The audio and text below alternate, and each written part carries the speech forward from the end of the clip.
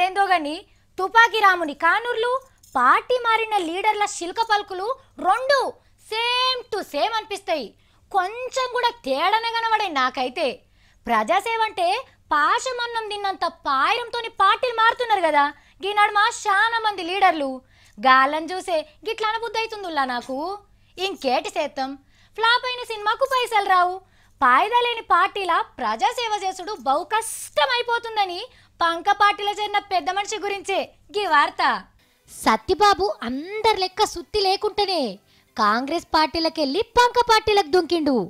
ఆదివారం నాడు మంచి రోజని అయ్యగారు చెప్పిండో ఏందో చక్కగా సకుటుంబ సపరివార సమేతంగా హైదరాబాద్ లోటస్ పాన్ల జగనాలను దర్శనం చేసుకొని పంక గుర్తు పార్టీల చేరికైండు. సత్యన్న వెనకమర్రచ్చిన మందికందరికీ జెండా కండువలుగప్పుడు కతోడవంగానే మెడ మీదున్న కండువను తీసేసి మాట్లాడేందుకు మైక్ కడుకోయిండు.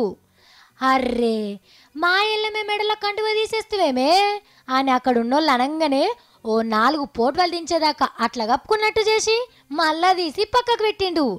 ఇక కడుపులేం దాసుకోకుండా కాంగ్రెస్లో ఏం తిప్పలైతాంది, జగనాల్ సార్తోని సోపతెందుకు కూడుతున్నాడో చెప్పిండు సత్యబాబు.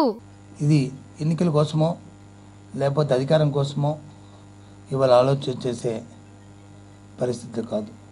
కాబట్టిగా బయట జనమందరూ అనుకుంటున్నట్టు రేపట్ల జగనాల్ సార్ ఏదైనా ఎమ్మెల్సీ సీట్ ఇస్తానన్నా కూడా బొత్స సారు అస్సలకే తీసుకోడు. అప్పుడు ఒక ఎమ్మెల్సీ పదవి కోసం తల దించుకొని ఈ కార్యక్రమం చేస్తామా? ఏమిది అంటే అంటే అంటే మనిషి అంటే అధికారం ఆగో అంతకు మించిన పదవియోగం కావాలనో ఏందో, గందుకేనో కడుపులేమన్నా అనుమానం గిట్ల వచ్చిందో ఏందో గాని బొత్స సారు జగనాలు ఇల్లు సొచ్చింది మొదలు అవతలికి పోయేదాకా ఒక నిమ్మకాయను చేతులు పట్టుకునే ఉన్నాడు.